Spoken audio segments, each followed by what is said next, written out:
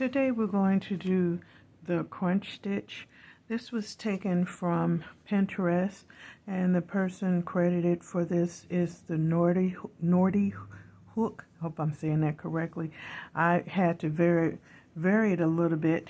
For me, I couldn't totally follow it, but this is my version, and it came out rather nice. I really do like this version. This is the diagram I did to be able to follow this.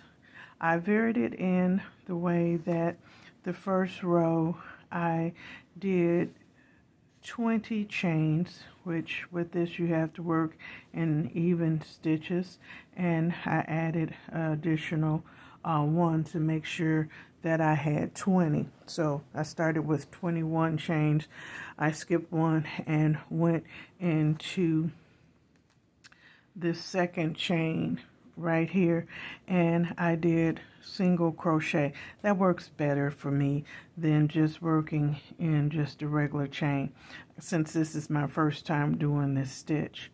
So what I did was I went to the second chain, or the second single crochet stitch. I skipped one. This is the start of row 1. I skipped one, and I did a slip stitch right here in that second stitch. So this is a slip stitch. Go to one of my previous crochet series, and it shows you how to do a slip stitch. Then the next stitch, I did a half double crochet, then a slip stitch, half double crochet. So this T is the symbol for half double crochet stitch, and you repeat this all the way to the end. And once you get to the end, chain 2, then turn. And then you see, as we go up this stitch diagram, we're going to skip one. So in the top part right here, there's chain 2, 1 and 2, and we're going to skip this first one, and we're going to go into this top stitch. So right here would be that last stitch of the previous row, and I just kept doing it this way. So this in the upper half up here, this is a half double crochet stitch. Wrap it around, go into, it's going to have this loop right here, so go in between like this, bring it up, pull through all 3. This little stitch right here is the slip stitch. So the slip stitch, pull it up and then pull through this one. You can do it all in one full swoop, but I'm just doing this for demonstration. The top one right here where it has this loop here, go into these two to the back, pull up 3, pull through all 3 loops. This little one right here is a slip stitch. Go into that, do the slip stitch, go into the top, or the back two with this one hanging loop right here.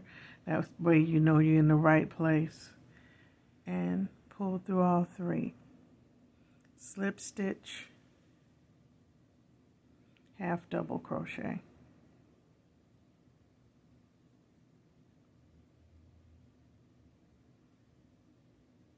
Slip stitch,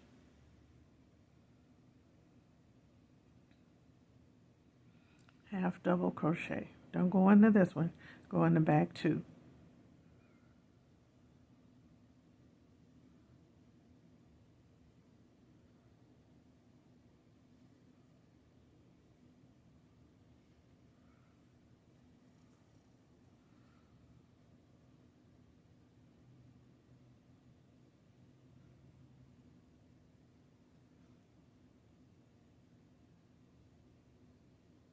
Right here is slip stitch,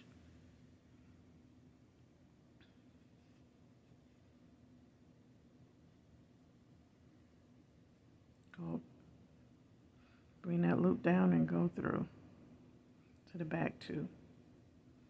Half double crochet.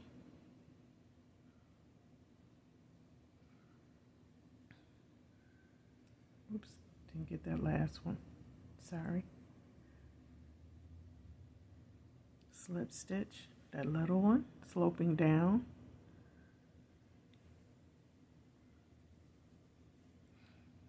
Not this loop, but these back 2. Half double crochet.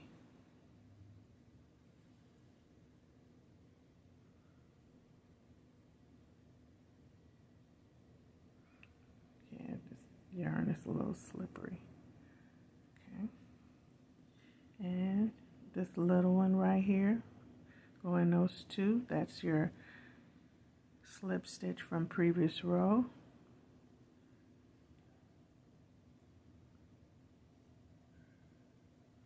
And you pretty much should end with a slip stitch at the end of the row, and you chain 2, and then you start all over again. And that's the process that I did with this. I thought her giving credit to Nordic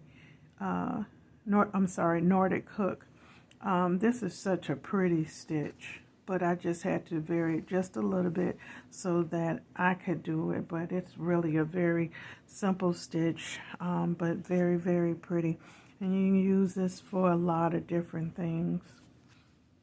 So that's just a brief little tutorial on a new stitch that you might want to practice.